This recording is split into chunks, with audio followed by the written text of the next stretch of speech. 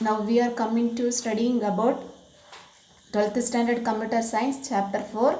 The topic efficiency of an algorithm, method for determining efficiency, space time trade-off, asymptotic notation, best worst and average case efficiency.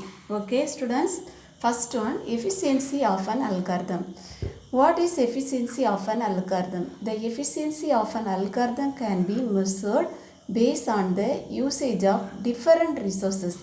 Efficiency of an algorithm can be measured based on usage of different resources. Resources is what? Different data types, different types of data, different operations. That's our resources. Okay, so efficiency of algorithm can be measured based on different resources. Next, for maximum efficiency of algorithm, we wish to minimize resources usage. If an algorithm have maximum efficiency, we can use minimize resources usage. Okay. Next, the important resources are time complexity and space complexity. What are the important resources?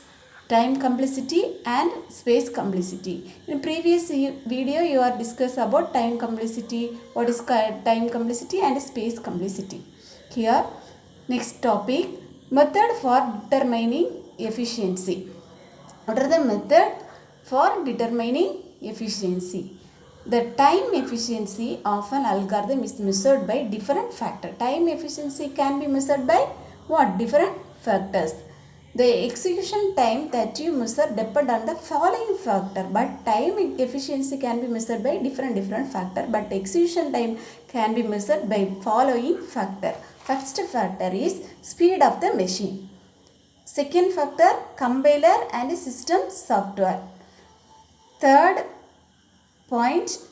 factor, OS, operating system.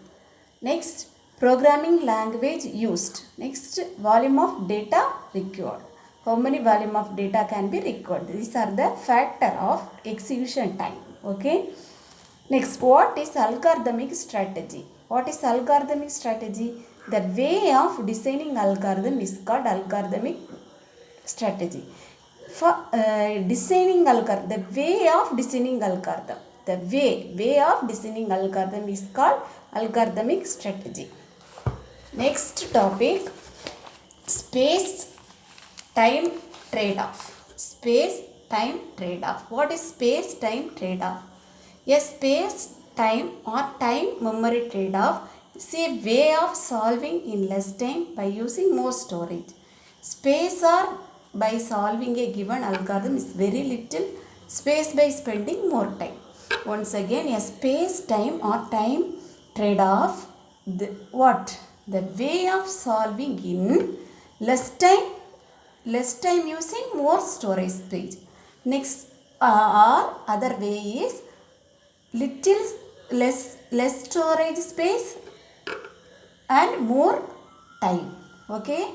First one, the space time or time memory trade-off is the way of solving less time and more storage space, or very little space by spending more time. What is best algorithm? Next topic, what is best algorithm? The best algorithm is less space required and it take less time, less space and less time to execute, generate output, is known as best algorithm.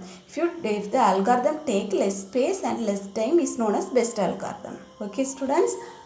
Next, asymptotic notation. What is asymptotic notation? Asymptotic notations are languages that uses meaningful statement about time and space complexity. That is, uses meaningful statement about what? Time and space complexity. There are three notations, asymptotic notations having. How many asymptotic notations? Three. What are they? Big O, big omega, big theta. What are the three asymptotic notation? Big O, big omega and big theta.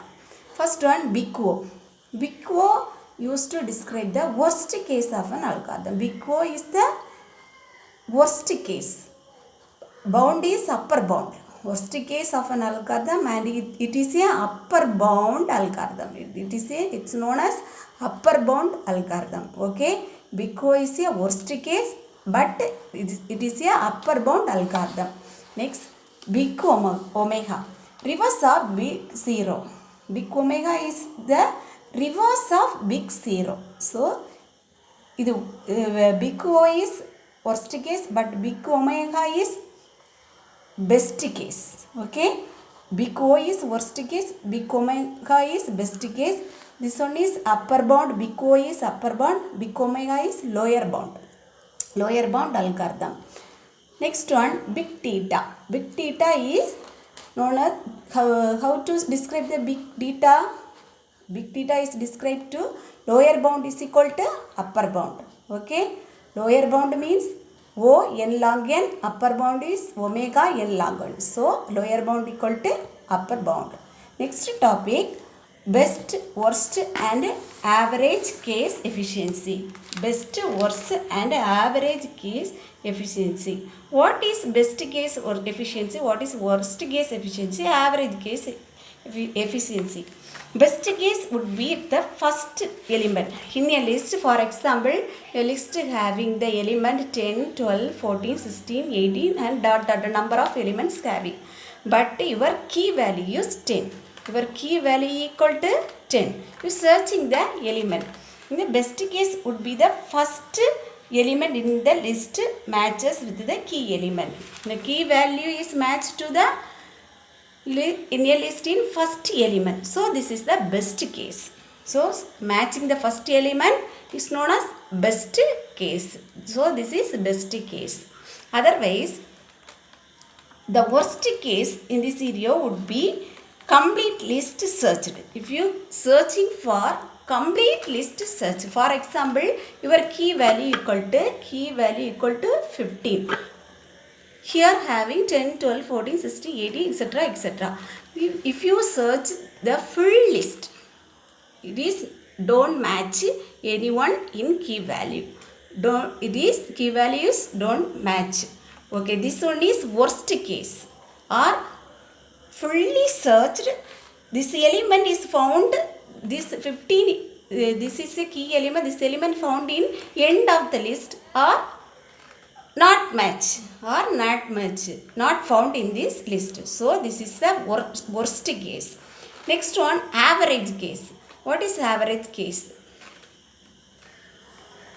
Average case efficiency of an algorithm can be obtained by finding the average number of comparison as given table. Combine the average case of finding. For example, your key value is 18. If you search first element, second element, third element, fourth element, fifth element, so it is found in fifth element. So this is the average number of comparisons. So the formula can be used in this case, average number of comparison n plus 1 divided by 2. Okay, n plus 1 divided by 2. So minimum number of comparison equal to, minimum value is equal to 1. Maximum number of comparison equal to n. You don't know how many comparison can be found in this list. So maximum number of comparison equal to n. Next, average number of comparison equal to n plus 1 divided by 2. So this is the best, worst, average case efficiency.